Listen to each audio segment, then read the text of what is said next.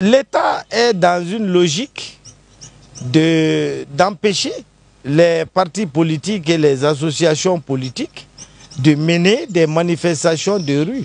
Pour l'État, ça c'est une manière de juguler, comme ils l'ont dit dans le décret d'ailleurs, de juguler les troubles à l'ordre public.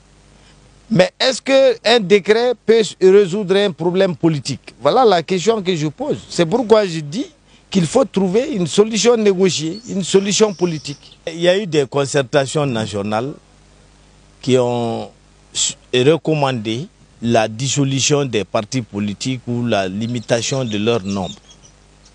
Le gouvernement n'a pas décidé de dissoudre. Le gouvernement s'est placé dans une logique de réforme de l'existence et du fonctionnement des partis politiques. Et la création et le fonctionnement des partis politiques sont régis par une loi qu'on appelle Charte des partis politiques. Et donc cette loi pose des exigences et des interdictions et des sanctions. Et cette loi prévoit aussi la façon dont les partis sont créés, les formalités. Donc le gouvernement, avant de préparer une nouvelle charte, a pris un projet de loi qui abroge la charte existante.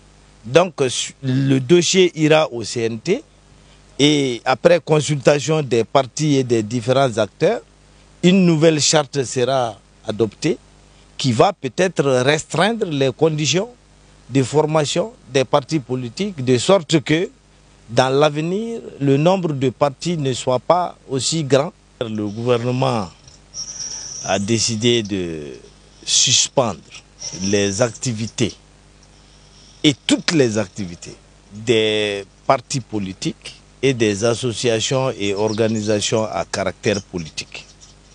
Cela signifie que désormais, à compter de la publication du décret au journal officiel, toutes ces activités sont interdites. Et la conséquence, c'est que quiconque viole cette interdiction s'expose à des poursuites judiciaires sur la base de l'article 84 du Code pénal qui prévoit l'opposition à l'autorité légitime. C'est d'ailleurs sur cette base que 11 leaders politiques avaient été arrêtés il y a quelques mois avant d'être libérés plus tard suite à des médiations. Donc je pense que le climat politique est en train de se durcir et le pays va au-devant d'une nouvelle crise politique. Je n'aurais jamais souhaité une telle crise pour mon pays qui vit déjà dans un gouffre sécuritaire, économique, social. Et il est bon, à mon avis, que les différents protagonistes trouvent une solution négociée.